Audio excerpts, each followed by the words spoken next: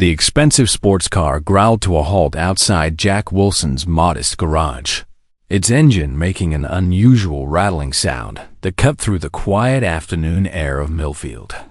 The driver, Malcolm Reed, CEO of Reed Enterprises and notorious for his collection of luxury vehicles, stepped out with a scowl that seemed permanently etched into his sharp features. Jack, dressed in worn overalls that had seen better days, emerged from beneath a Honda Civic he'd been working on. Oil stains marked his hands, and his graying hair was slightly disheveled, but his eyes held a focused intelligence that most people missed at first glance. "You really think you can fix this?" Malcolm laughed, addressing his assistant Thomas while pointing dismissively at Jack. "This guy probably can't even afford the oil in this car." Behind the counter, Jack's 17-year-old daughter Emma froze, her college prep books scattered before her. Her eyes lowered as she heard the cruel comment, her face flushing with a mixture of embarrassment and anger. She'd heard variations of this before wealthy customers who treated her father like he was beneath them. Jack continued working silently, his weathered hands moving with unexpected precision as he popped the hood and began examining the engine components. But beneath his humble appearance lay a brilliant mind that had been waiting years to be discovered. This is the story of a man misjudged by appearances, whose quiet dignity and exceptional talent would soon shake the automotive world and teach those who mocked him the true meaning of respect. Jack Wilson had once been on track to become one of the country's top automotive engineers. His college professors at Michigan State had recognized his natural talent, an almost intuitive understanding of how engines worked that went beyond textbook knowledge. While other students memorized formulas, Jack visualized the flow of combustion, the dance of pistons, the harmony of mechanical systems. But life took an unexpected turn during his senior year when his wife Rebecca died from complications during Emma's birth. The medical bills mounted like storm clouds, and with a newborn daughter depending on him, Jack made the heart-wrenching decision to abandon his final year of engineering school. Dreams of working for Ford or General Motors faded as he took whatever work he could find to keep food on the table. Eventually, he settled in the small town of Millfield, opening a modest garage where he used his partial education and natural talent to fix local cars. The townspeople respected Jack for his honesty and fair prices. He never overcharged, always explained what needed fixing, and stood behind his work. But few knew about the engineering dreams he'd sacrificed. Each night after tucking Emma into bed, Jack would sit at his small desk in their apartment above the garage, sketching innovative engine designs by lamplight. These weren't just idle doodles, but sophisticated concepts that addressed efficiency problems major manufacturers hadn't yet solved. The margins of technical journals were filled with his calculations, and a worn notebook contained designs that could revolutionize automotive engineering. "Dad, why don't you ever tell customers about your designs?" Emma had asked one evening, as she helped organize receipts. Now 17, she'd grown up watching her father sketch innovative engine modifications in his worn notebook after hours, creating solutions to problems she didn't fully understand but recognized as important. "Those are just dreams, kiddo," Jack had replied with a gentle smile that didn't quite hide the wistfulness in his eyes. "What matters is keeping a roof over our heads and saving for your college fund." Despite their financial struggles, their small apartment was filled with warmth. Jack never missed Emma's school events, taught her everything he knew about cars, and encouraged her academic ambitions with a fierce pride. The walls of their living room displayed her honor roll certificates and science fair ribbons rather than his own unrealized potential, a choice he'd never regretted. To the town, he was just another mechanic. To Emma, he was her hero, a man who'd sacrificed everything for her future, who worked 16-hour days without complaint, and who still found time to help her with calculus homework every night. But today, as Malcolm Reed's expensive car sat cooling in his garage bay, Jack had no idea that his quiet life was about to change forever. Malcolm Reed's arrival at Jack's garage wasn't entirely a coincidence. The exclusive Hillcrest Country Club, where Malcolm and other local elites gathered for their weekly power lunches, had reluctantly recommended Jack's services when Malcolm's preferred luxury mechanic in Pittsburgh was unavailable for his unexplained engine issue. "This shouldn't take too long," Jack said quietly after his initial inspection, wiping his hands on a rag. "The sound you're hearing is likely a problem with the just fix it," Malcolm interrupted, not bothering to look up from his phone where he was scrolling through stock prices. "I have a meeting at the club in 2 hours. Think you can manage that?" His tone suggested serious doubt about Jack's capabilities. Jack nodded, already mentally diagnosing the issue. It wasn't a standard problem, something subtle in the engine. Design was creating the unusual sound. As he worked, Malcolm paced around the garage, making loud phone calls about business deals and occasionally throwing glances of disdain at the modest surroundings. The garage, while clean and organized, clearly showed its age. The equipment was functional, but far from state-of-the-art, and the waiting area consisted of 2 mismatched chairs and a coffee table stacked with automotive magazines from previous years. To someone like Malcolm, accustomed to marble floors and premium service, it probably looked primitive. "Emma, can you hand me the specialized torque wrench?" Jack called out as he reached a tricky part of the repair. As Emma brought the tool from the organized wall display, Malcolm snickered. "Specialized? In this place?" He turned to his assistant Thomas, who looked increasingly uncomfortable with his boss's behavior. "Remind me why we're here again instead of having this towed to Pittsburgh?" Thomas, a quiet man in his 30s who'd worked for Malcolm for 5 years, murmured something about time constraints while avoiding eye contact with Jack. Jack didn't react to the insults, focusing instead on the complex engine before him. As he worked deeper into the system, he noticed something unusual, a slight modification to the standard design that was causing undue pressure on a connecting component. It was a design flaw he'd actually written about in his personal notebooks years ago, one that created unnecessary stress on the engine block.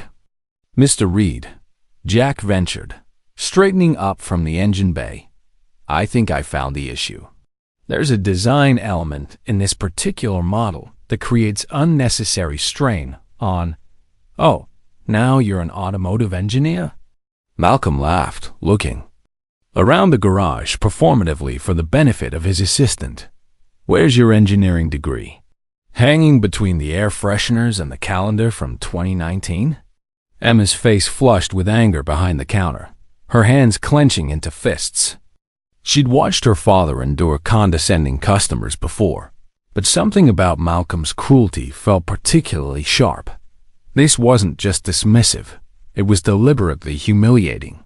Jack caught her eye and gave her a subtle headshake. This wasn't the first wealthy client to treat him with contempt, and it wouldn't be the last. "I'm just saying what I observed, sir," Jack replied evenly, his voice steady despite the insult. "I can fix it temporarily today, but the issue might return unless the underlying design element is addressed." "Just make it stop making that noise," Malcolm replied dismissively, turning back to his phone. "I don't need engineering advice from a small-town mechanic." As Jack returned to work, Malcolm's phone conversations grew louder and more boastful. He was discussing his recent acquisition of a struggling automotive parts company, his voice carrying clearly through the garage. "The previous owners had no vision," Malcolm declared into his phone, pacing near Jack's workstation. "The engineers were wasting resources on experimental designs that would never work commercially. I've already cut that department and moved production offshore. Sometimes you have to make tough decisions to maximize shareholder value." Jack's hands paused momentarily as he recognized the company name. It was Patterson Automotive Components, one he'd once dreamed of working for. a company known for innovative research and development. The news that their R&D department had been eliminated sent a cold feeling through his chest. When Jack finished the repair, the engine purred perfectly. He explained the temporary fix he'd implemented and presented the modest bill, which caused Malcolm to raise his eyebrows in surprise. That's it? Hardly seems worth the drive. He tossed his premium credit card on the counter with casual disdain. I'm assuming you take real payment methods and not just chickens and handyman services? Emma's hands trembled slightly as she processed the payment, her eyes fixed on the counter to hide her anger. The insult was unnecessary and cruel, designed purely to humiliate her father in front of her. As Malcolm prepared to leave, something caught his eye. Jack's notebook lay open on the workbench, showing detailed sketches of an alternative engine design, the very solution to the problem Malcolm's car had experienced. Without asking permission, Malcolm picked up the notebook and began flipping through the pages. "Quite the imagination you have here," he said with a smirk, scanning the detailed drawings and calculations. "Playing inventor in your spare time?" "Those are private, sir," Jack said firmly, reaching for the notebook. Malcolm held it away, continuing to scan the designs with amusement. Interesting hobby. Completely impractical, of course, but everyone needs dreams, right? He tossed the notebook back onto the bench dismissively. Even people who will never have the resources to pursue them. He climbed into his now quiet sports car, rolling down the window for one final parting shot. If it starts making noise again, I'll be back. Try to stock some decent coffee by then. With that, he drove away, leaving Jack and Emma standing in the sudden silence of the garage. "Why do you let people like that talk to you that way, Dad?" Emma asked, her voice tight with emotion. Jack put his arm around her shoulders, feeling the tension in her small frame. "Because what he thinks doesn't matter, kiddo. I know who I am and what I can do. That's enough." But that night, after Emma went to bed, Jack pulled out his notebook, again staring at the designs Malcolm had mocked. They represented years of thinking about more efficient, more powerful engine designs ideas that had never had the chance to be tested or refined.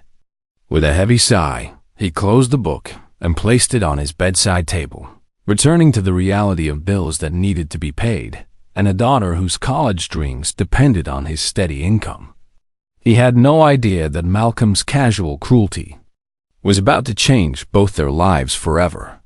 Over the next few days, Jack tried to push the encounter with Malcolm Reed from his mind, returning to his usual routine of fixing cars, balancing books, and helping Emma with her college applications.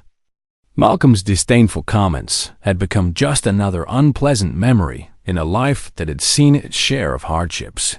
But on Wednesday afternoon, everything changed.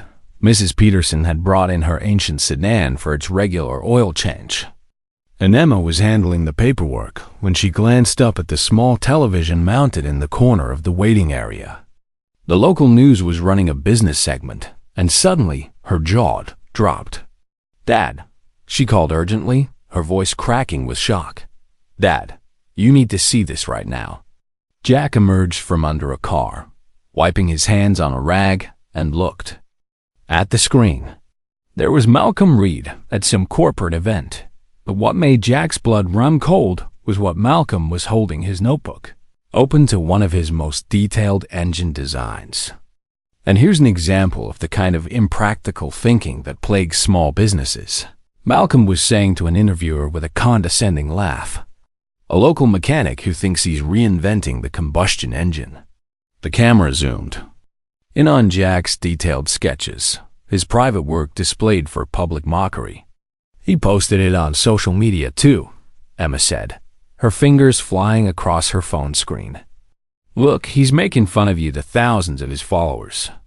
Jack stared at the screen, a cold feeling settling in his stomach. It wasn't just the mockery that bothered him. It was seeing his private work, his dreams, displayed without permission and treated as a joke for public amusement. Those designs represented countless hours of thought, calculation, and hope. The social media post was even worse.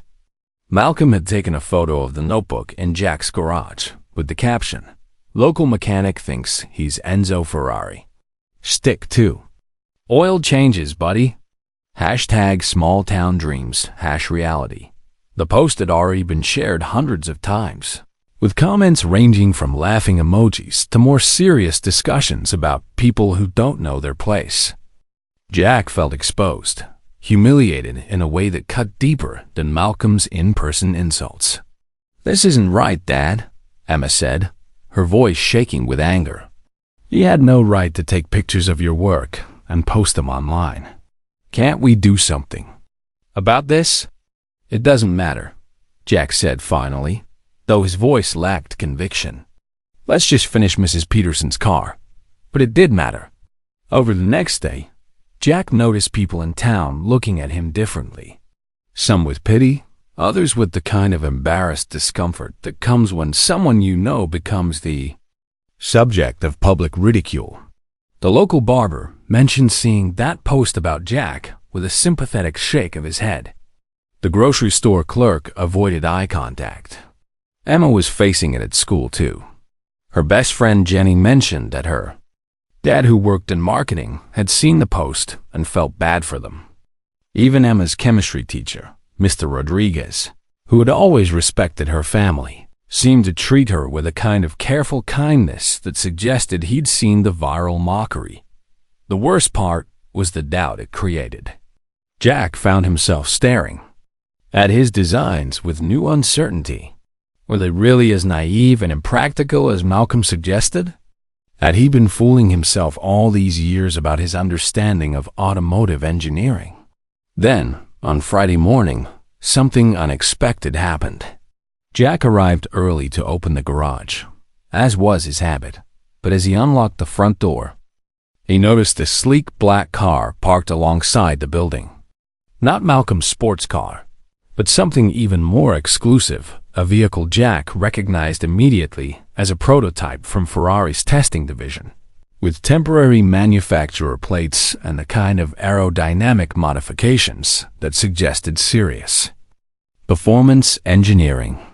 A tall woman in an impeccable suit emerged from the car, surveying the garage with keen, intelligent eyes.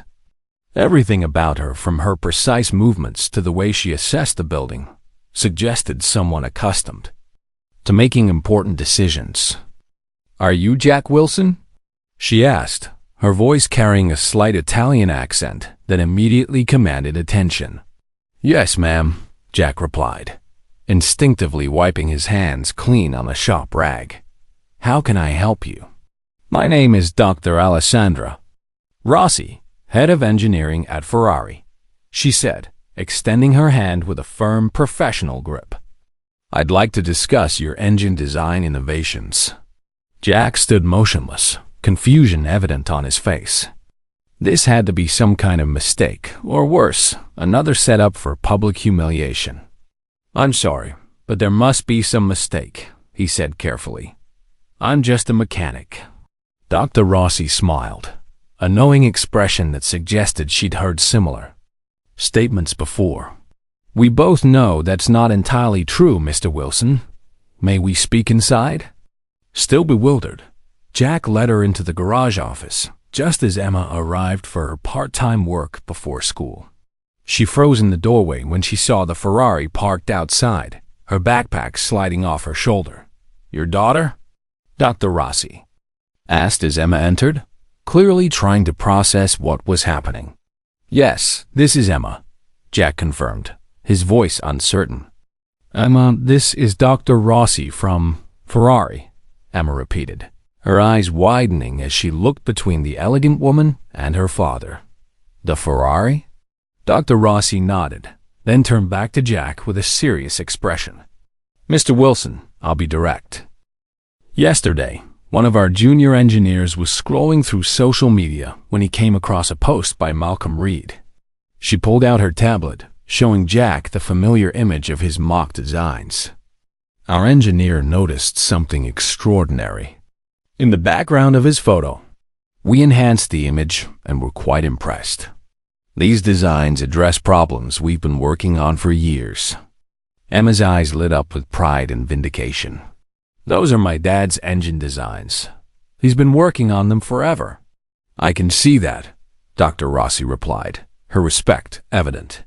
The thermal efficiency approach alone is revolutionary. But there's more. She swiped to another screen showing detailed analysis. The modifications you made to Mr. Reed's car. That model has a known issue that our competitors haven't publicly acknowledged yet.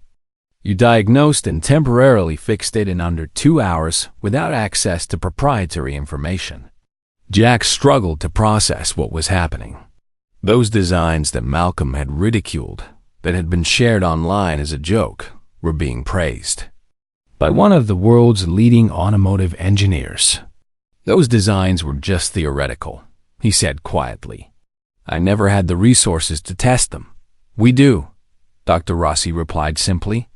And we'd like to offer you a consulting position to develop these ideas further, with potential for patents under your name. She named a figure for the consulting work that made Emma squeal with excitement and caused Jack to grab the desk for support. This has to be some kind of joke, he said, his voice barely above a whisper. Did Malcolm put you up to this? Dr. Rossi's expression hardened at the mention of Malcolm's name. Mr. Reed is actually the reason I came personally. When our team reached out to him about the image he posted, asking about you, he dismissed you as some nobody mechanic and suggested we not waste our time. That's when I decided to find you myself. The irony was almost too much to process. Malcolm's cruel mockery had inadvertently brought Jack's work to the attention of Ferrari, and his dismissive attitude had motivated Dr. Rossi to make the trip personally. As Jack held the tablet, watching sophisticated simulations of his engine designs in action, he realized that sometimes being underestimated might be the greatest advantage of all. As the reality of Ferrari's offer sank in, Jack's hands, the same hands Malcolm had viewed with contempt, trembled slightly as he took the tablet from Dr. Rossi. Watching his long-dismissed ideas come to life in sophisticated computer simulations felt surreal, like stepping into a dream he convinced himself was impossible. There's an automotive innovation conference in Detroit next week, Dr. Rossi continued, her professional demeanor softening as she watched Jack's amazed expression. We'd like you to attend as our guest. Your design will be featured in our keynote presentation, with full credit to you, of course. Detroit, Jack echoed, thinking of his garage, his responsibilities, the customers who depended on him. Dad, we can close for a week, Emma said quickly, her eyes shining with excitement and pride. Mrs. Pearson can wait for her oil change. Dr. Rossi smiled at Emma's enthusiasm. We've already arranged accommodations for both of you. Ferrari takes care of its own. As she departed, promising to send contract details within hours, Jack and Emma stood in stunned silence in their modest garage, a space that suddenly felt different, filled with new possibilities they'd never dared imagine. Dad, Emma whispered finally, what are you thinking?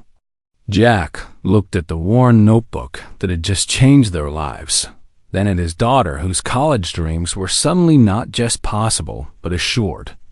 I'm thinking that sometimes being underestimated might be the greatest advantage of all. That evening, Jack made a decision that surprised himself. Instead of keeping the news quiet, he called Tom Rodriguez, the editor of the local Millfield Gazette. If Malcolm could use social media to mock him publicly, Jack could use the same transparency to share his vindication. Tom, it's Jack Wilson.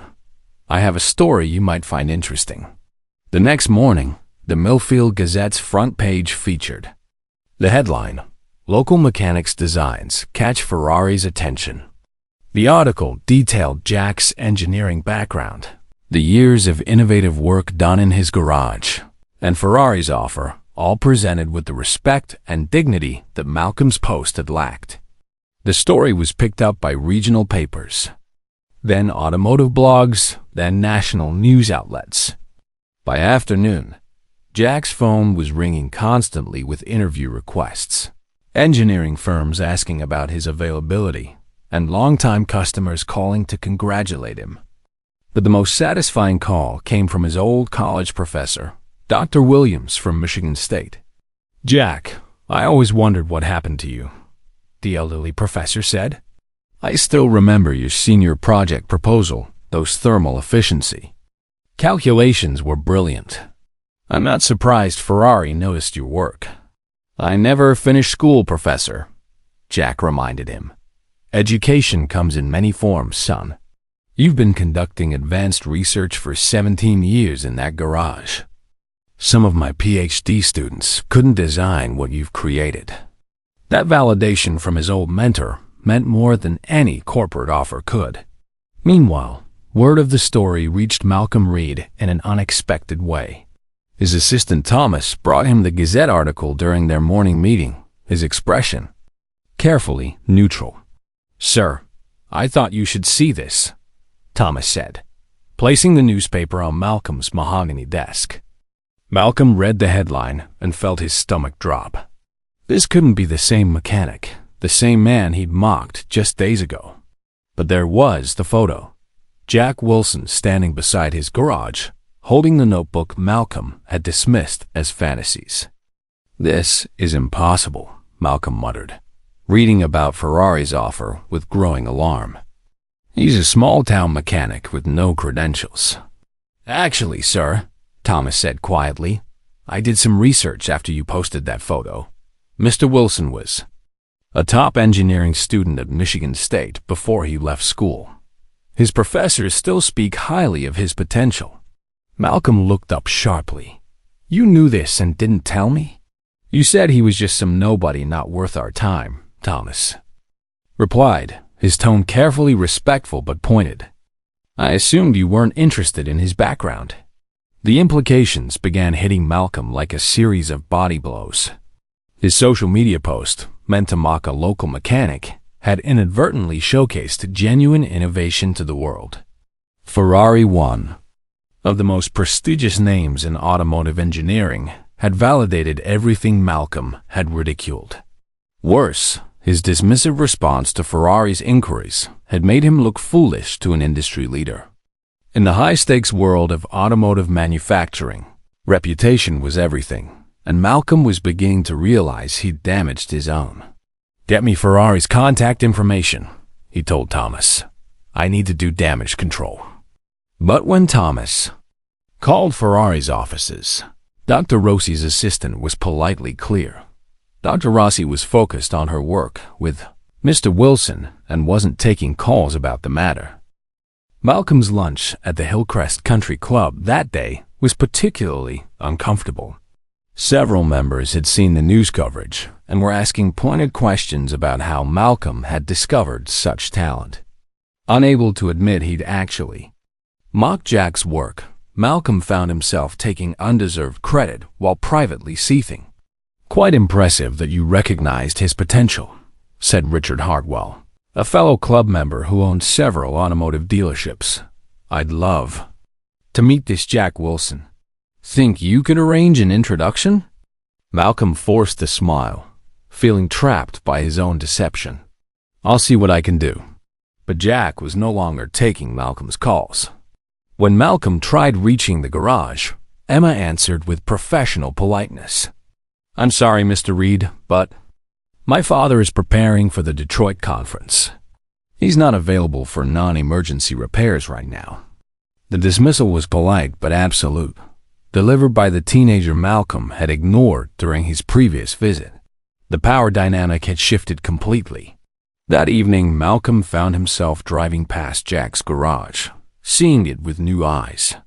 The modest building that had seemed primitive now looked different, the shop of a brilliant engineer working with limited resources, not the amateur operation Malcolm had assumed. Through the windows, he could see Jack and Emma working together, preparing materials for Detroit.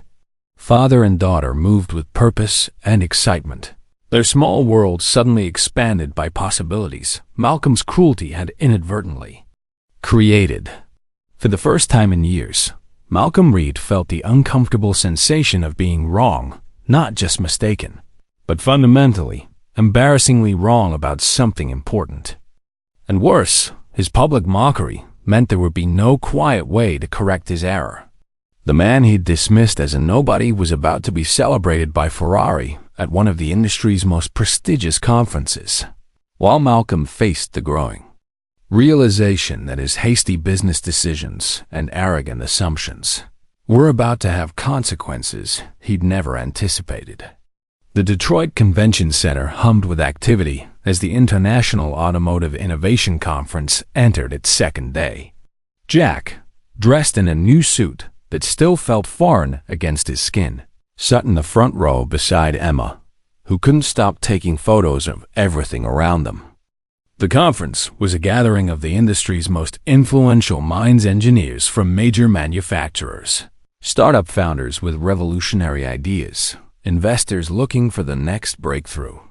Jack had never imagined he'd be among them, let alone as a featured presenter. "Dad, there's Malcolm Reed," Emma whispered, nodding toward the entrance. Jack turned to see Malcolm confidently striding in, flanked by assistants and working the room with practiced charm. He was shaking hands with industry leaders, his expensive suit and commanding presence fitting perfectly in a high-powered environment. But Jack noticed something. Malcolm seemed oblivious to several people were giving him cold shoulders, conversations ending abruptly when he approached.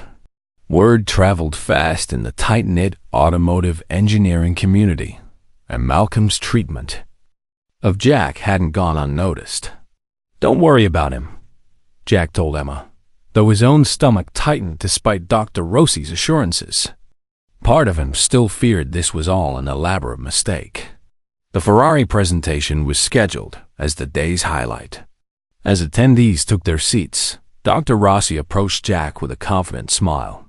"Ready?" she asked. "For what exactly?" Jack asked nervously. "You mentioned I'd be recognized, but not that I'd need to do anything." "Plans have evolved," she replied. "The industry response to your design has been overwhelming. We'd like you to briefly explain your thought process." During the presentation, before Jack could protest, the lights dimmed and Ferrari's CEO took the stage, beginning a presentation about innovation and the future of automotive design. Jack barely heard the words, his heart pounding as he realized he was about to address some of the most brilliant minds in the industry. From his seat several rows back, Malcolm scrolled through emails on his phone, paying minimal attention until a familiar image appeared on the massive screen. Jack's notebook sketch, now professionally rendered into a stunning three-dimensional model. This revolutionary approach to thermal efficiency, the CEO was saying, represents the most significant engine innovation we've seen in a decade. And now I'd like to introduce the brilliant mind behind it. Malcolm's phone slipped from his hands as the spotlight found Jack. "Please welcome automotive engineer Jack Wilson." The applause was immediate and enthusiastic. Emma gave her father an encouraging push, and somehow Jack found himself walking toward the stage. As he passed Malcolm's row, he caught the CEO's shocked expression, mouth literally hanging open, his usual composure completely shattered. On stage, Jack took a deep breath and began explaining his design in the simple, intuitive way he'd always understood engines. His initial nervousness faded as he spoke about concepts he'd refined in his mind for years, pointing out elements on the large display that showed his theoretical work transformed into sophisticated engineering models. The audience filled with the industry's top engineers and executives listened with rapt attention. Jack's explanations were clear, practical, and demonstrated a deep understanding of real-world applications that impressed even the most experienced professionals. In the third row, Malcolm shifted uncomfortably, his expression cycling between disbelief and growing alarm as he recognized the magnitude of his miscalculation. When Jack finished, the applause was thunderous. The question and answer session That followed was equally impressive, with respected engineers asking insightful questions and addressing Jack as a peer. With each confident answer, Jack stood taller, his natural expertise shining through years of self-doubt. During the break, Jack found himself surrounded by industry leaders offering business cards and congratulations. Emma watched proudly from the sidelines, capturing everything on her phone and sending updates to their friends back in Nulfield. "Mr. Wilson," called a familiar voice cutting through the crowd. Malcolm Reed approached, wearing a strange, forced smile that didn't reach his eyes. "What a surprise to see you here. Had I known about your hidden talents, I would have approached our conversation differently the other day." Jack simply nodded, aware of the attentive ears around them. Several conference attendees had stopped their conversations to listen, sensing drama. "Perhaps we could discuss a potential role at Reed Enterprises," Malcolm continued smoothly, his voice carrying the practiced charm he used in boardrooms. "I'm always looking for innovative minds, and clearly you've been hiding yours under a bushel." Before Jack could respond, a distinguished older man joined their circle. "Jack Wilson?" "Harold Barnes, Editor-in-Chief of Automotive Engineering today. We'd love to feature your story and designs in our next issue." "His story?" Malcolm interjected with forced joviality, stepping closer to Jack. "Jack and I go way back. In fact, I was one of the first to recognize his potential when he serviced my car." Harold's eyebrows rose with interest. "Really? That's not what I heard." He turned to his tablet with a knowing expression. "In fact, I believe I saw something recently."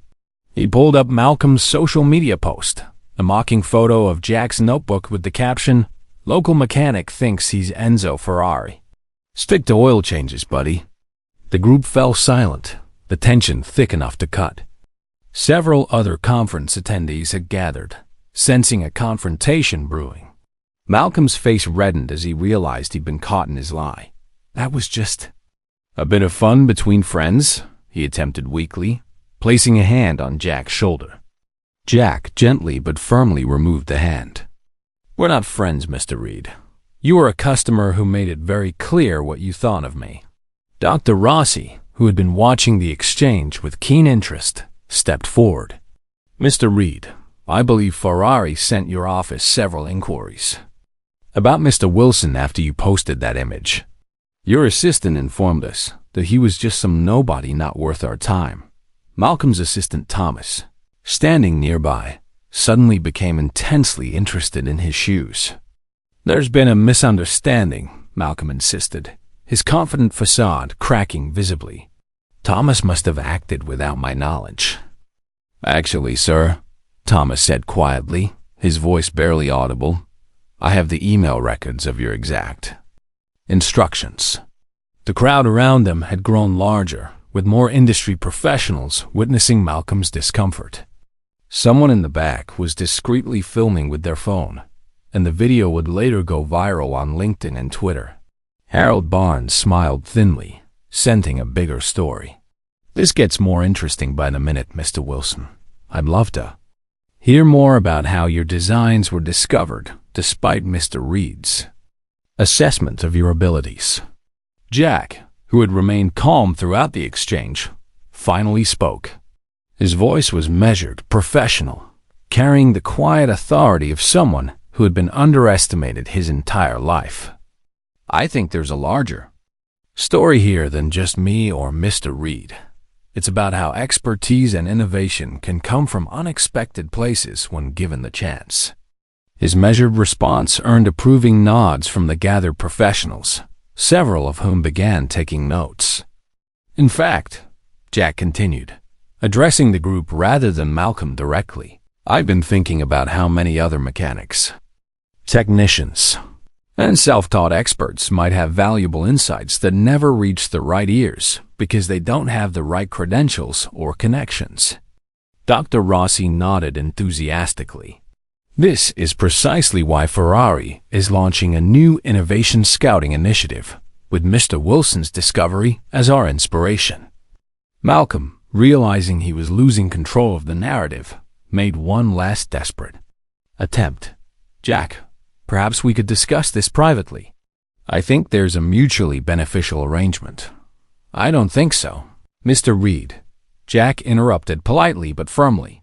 "But I am curious about something. The automotive parts company you recently acquired and restructured, did you evaluate their experimental research division before shutting it down?" Malcolm blinked, caught off guard by the shift in topic. "That was a business decision based on profitability metrics." "Interesting," Jack replied. "Because their research team was working on components that would pair perfectly with my engine design. Together, they could have increased efficiency by another 15%, according to Dr. Rossi's simulations." The industry leaders surrounding them murmured with interest, several taking notes about the missed opportunity. "Those components are now being developed by Ferrari instead," Dr. Rossi added with a slight smile. "We've already filed preliminary patents." Malcolm's face drained of color as he realized the magnitude of his miscalculation, not just in dismissing Jack, but in the hasty business decision that had now benefited a major competitor. As videos of the exchange began circulating online, the story quickly transformed from a simple engineering presentation to a cautionary tale about the cost of arrogance and the danger of underestimating others. The underestimated small-town mechanic, whose brilliant designs were mocked by a CEO, had been vindicated in the most public way possible, while the man who tried to humiliate him now faced the consequences of his cruelty and poor judgment. The rest of the Detroit conference became a whirlwind of vindication for Jack and increasing isolation for Malcolm. By evening, Malcolm's original mocking post had been resurfaced thousands of times, juxtaposed with images of Jack on stage presenting his innovations to thunderous applause. The automotive industry, despite its competitive nature, was ultimately a community of engineers who respected genuine innovation. Word spread quickly through professional networks about Malcolm's treatment of Jack and the broader implications of his dismissive attitude toward unconventional talent. The conference concluded with Jack signing a formal consulting agreement with Ferrari, but the real victory came in the form of something more valuable than money: respect and recognition from his peers. As Jack and Emma prepared to return home to Millfield, Dr. Rossi approached with an additional offer that would cement Jack's transformation from dismissed mechanic to industry innovator. "We'd like to establish a regional innovation center," she explained, her enthusiasm evident. "A place where talented mechanics and self-taught engineers can bring their ideas forward for evaluation and potential development. We were hoping you might consider directing it." Jack looked at her in surprise. "I don't have the credentials for something like that." "You have something far more valuable," she replied with conviction. "The ability to recognize practical genius in unexpected places because you've lived it." Meanwhile, Malcolm's world was rapidly unraveling. The viral videos from the conference had reached the board of Reed Enterprises, who were demanding explanations for why their CEO had publicly humiliated a brilliant engineer and missed a major innovation opportunity. That evening, during the conference's closing reception, Jack stood somewhat awkwardly in a corner, still adjusting to his new reality as conference attendees approached him with genuine respect and interest. A reporter from Automotive Week approached, asking about his journey from small-town mechanic to automotive innovator. The most valuable lesson, Jack reflected thoughtfully, is that real expertise isn't always found where you expect it. Sometimes it's in a small garage or a high school workshop or a farm equipment shed. Genius doesn't wait for the right credentials or the right opportunities. It solves problems with whatever tools are available. The story resonated far beyond automotive circles. Letters and emails poured in from mechanics and self-taught experts around the country, sharing their own innovations and thanking Jack for giving them hope that their ideas might someday be recognized. But the most satisfying moment came when Harold Barnes published his feature article in Automotive Engineering Today. The piece, titled "The Mechanic Who Shocked Ferrari," detailed not just Jack's technical innovations, but the broader implications of Malcolm's dismissive attitude toward unconventional talent. The article included a sidebar about Patterson Automotive Components, the company Malcolm had gutted, and how their discontinued research could have revolutionized the industry if combined with Jack's designs. Instead, Ferrari now held the patents that could have belonged to an American company. Malcolm's attempts at damage control only made things worse. His liar sent cease and desist letters to several publications, claiming defamation, but this only amplified the story. The business press picked up the tale as an example of corporate arrogance and missed opportunities. Within a week, Reed Enterprises' stock price had dropped 12%. Major clients began questioning Malcolm's judgment, and the board scheduled an emergency meeting to discuss leadership changes. The final blow came when Thomas, Malcolm's long-suffering assistant, resigned via email that was leaked to the press. In his resignation letter, Thomas detailed years of watching Malcolm dismiss talented people and make decisions based on arrogance rather than merit. "Working for Mr. Reed taught me the difference between confidence and competence," Thomas wrote. "True leaders elevate others and recognize talent wherever they find it. I can no longer represent someone whose actions contradict these values." The automotive industry is unforgiving to those who demonstrate poor judgment, and Malcolm's public humiliation of Jack had revealed character flaws that his business associates could no longer ignore. 6 months later, Jack stood in his newly expanded garage, now officially renamed Wilson Automotive Engineering. The modest space had been transformed with state-of-the-art equipment, much of it provided by his consulting clients, who now included 3 major European manufacturers. He ran his hand along a prototype engine mounted on a testing rig, the physical manifestation of his notebook sketches, now refined through collaboration with professional engineers. His patent certificates hung framed on the wall alongside Emma's acceptance letter to MIT's mechanical engineering program. The simulation results came back even better than expected. Called Dr. Rossi now, Alessandra, to Jack walking in from the office doorway. Production models could be ready by next quarter if the board approves. Their professional relationship had evolved into something deeper over the months of working together. Jack found himself looking forward to her visits, not just for the engineering discussions, but for her laugh, her insights, and the way she made him feel like the brilliant man he'd always been, but never quite believed himself to be. "The real test will be long-term durability," Jack replied, studying the data. "Theory and simulation can only tell us so much." "Always the perfectionist," Alessandra smiled. "This is why Ferrari values your perspective. You think like both an engineer and a mechanic who has to fix these engines in the real world." The front bell chimed, and Emma's voice carried from the reception area. "Dad, the documentary crew is here."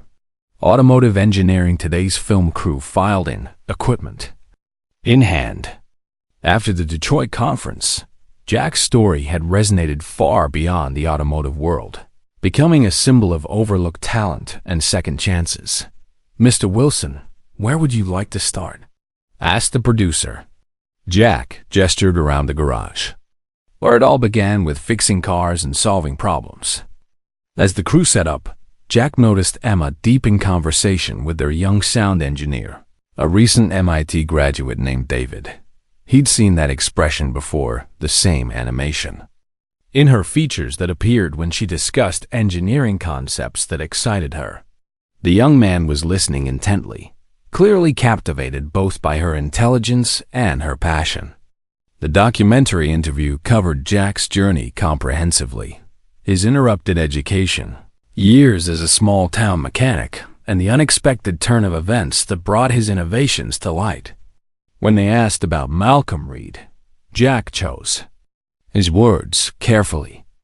Mr. Reed's actions ultimately connected me with people who recognized the value in my work, he said diplomatically. I can't be angry about that outcome. That's remarkably gracious, the interviewer noted, especially considering his company's financial troubles since the Detroit conference. Jack shrugged. Success and failure both reveal character. I'm focused on building something meaningful, not celebrating someone else's downfall. The gracious response was genuine. Malcolm's fall from grace had been swift and decisive. Reed Enterprises board had removed him as CEO within 2 months of the Detroit incident. The company was now being restructured under new leadership that was actively trying to rebuild relationships with innovative suppliers and engineers. Malcolm himself had largely disappeared from public view. Rumors suggested he was working as a consultant for a small firm in Ohio, his reputation in the automotive industry permanently damaged by his treatment of Jack and the missed opportunities it represented.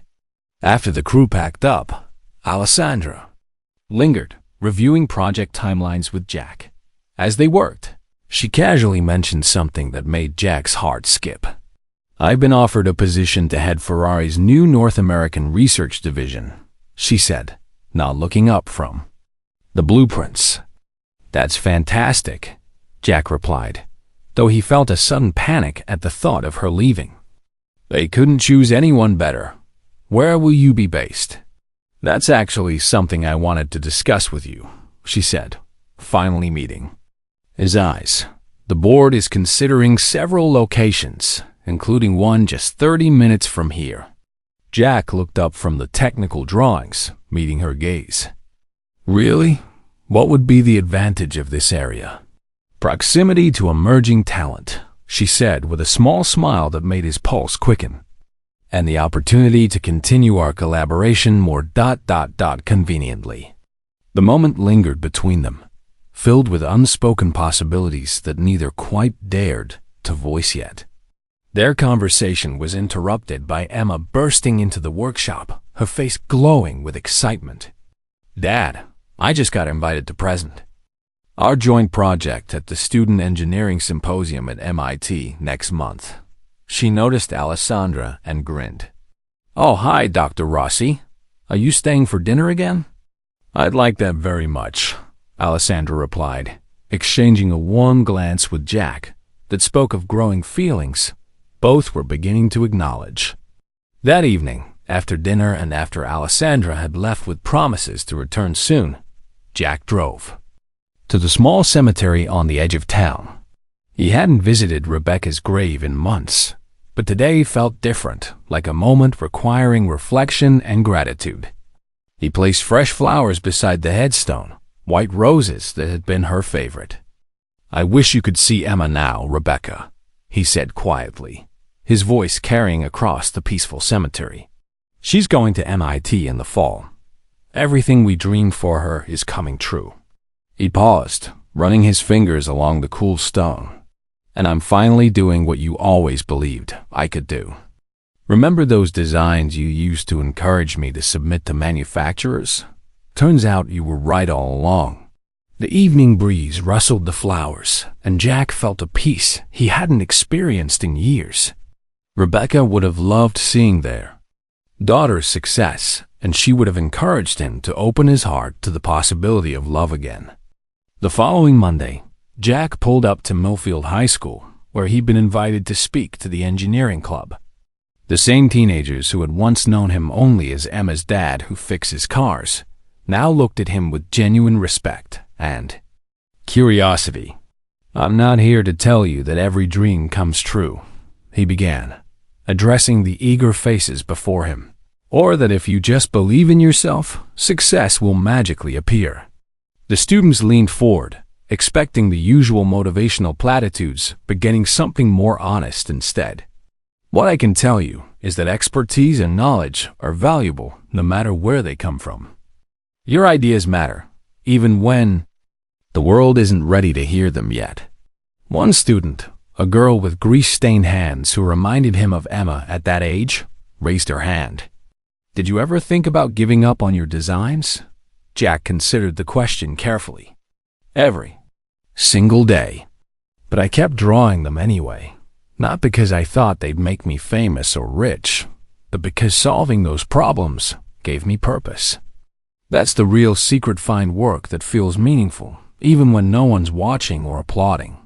After the talk, Jack opened the workshop doors to a line of students eager to show him their own projects and ideas. He recognized in their nervous explanations and hopeful eyes the same passion that had kept him sketching by lamplight all those years. A young man named Marcus showed him a design for a more efficient motorcycle engine. A girl named Jessica had created a revolutionary battery cooling system. Each innovation was rough around the edges, but showed genuine insight and creativity. These are remarkable, Jack told them sincerely. Don't let anyone tell you they're just fantasies. That weekend, Jack finally made good on a promise he'd made to Emma years ago, but could never afford to keep. He took her to the National Automotive Museum in Reno, where they spent hours examining the evolution of engine design throughout history. You know, Emma said as they studied a display featuring some of the most innovative engines of the past century, your designs might be in a museum like this someday. Jack smiled, putting his arm around his daughter. Maybe, but what matters? More is that you'll be designing the future, not just reading about it. As they walked through the museum, a familiar face approached, Thomas, Malcolm's former assistant, now working for an engineering firm that developed educational programs for unconventional talent. Mr. Wilson, he said respectfully, I wasn't sure if you'd want to speak with me, but I wanted to apologize for my part in how Mr. Reed treated you. Jack shook his hand warmly. No apologies needed. You were doing your job. Actually, Thomas continued, I'm not working for him anymore. I've started at an engineering firm that's developing educational programs for people like those students you spoke to. Your story inspired a lot of changes in how companies think about innovation. As Thomas walked away, Emma nudged her father. See? You're changing things already. That evening, as they drove home through the rolling hills of Pennsylvania, Jack received a call that would mark the beginning of another new chapter. We finalized the location for the North American Research Center, Alessandra said, her voice carrying excitement and something else, nervousness perhaps. Construction begins next month, just outside Millfield. I'll be relocating permanently in about 6 weeks. That's wonderful news, Jack replied, aware of Emma's knowing smile beside him.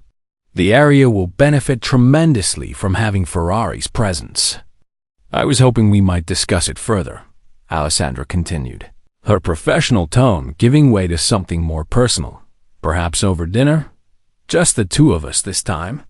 Jack felt an unexpected flutter of nervousness, something he hadn't experienced in years. I'd like that very much. After ending the call, he caught Emma's amused expression. What? He asked innocently. Nothing, she replied with a grin.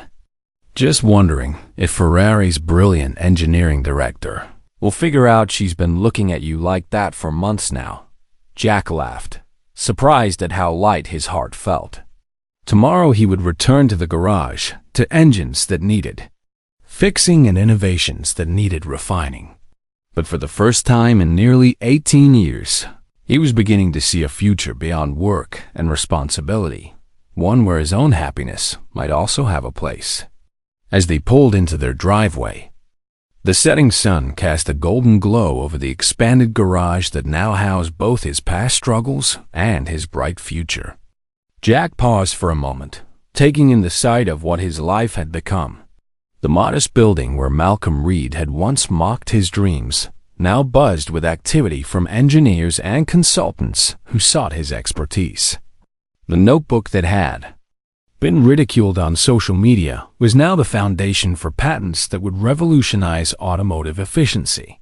Most importantly, the daughter he'd sacrificed everything for was about to attend one of the world's premier engineering schools. Equipped not just with his knowledge, but with the confidence that comes from watching someone overcome obstacles through persistence and integrity.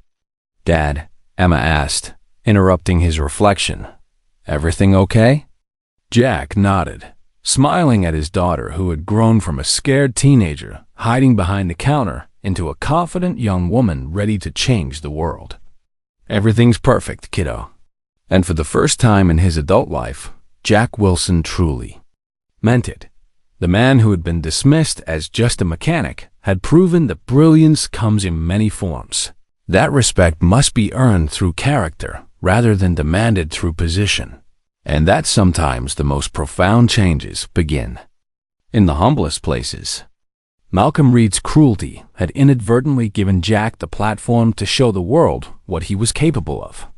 But more than that, it had taught him and everyone watching that true strength lies not in tearing others down, but in lifting them up, recognizing talent wherever it exists, and never underestimating the power of someone who's been counted out. As Jack and Emma walked toward their home above the garage, past the Ferrari prototype parked outside and the expansion plans scattered on his desk, he realized that the best revenge wasn't Malcolm's downfall. It was the life it built from the ashes of those cruel words. Proving once and for all that a person's worth isn't measured by their circumstances, but by their character, their persistence, and their willingness to dream. The mechanic who couldn't afford the oil in Malcolm's car had just changed the automotive industry forever, and he was just getting started. If you enjoyed this story, don't forget to hit the subscribe button and become a part of our Everyday Life Stories community. Where are you watching from? Drop a comment below. We love hearing from our amazing viewers around the world.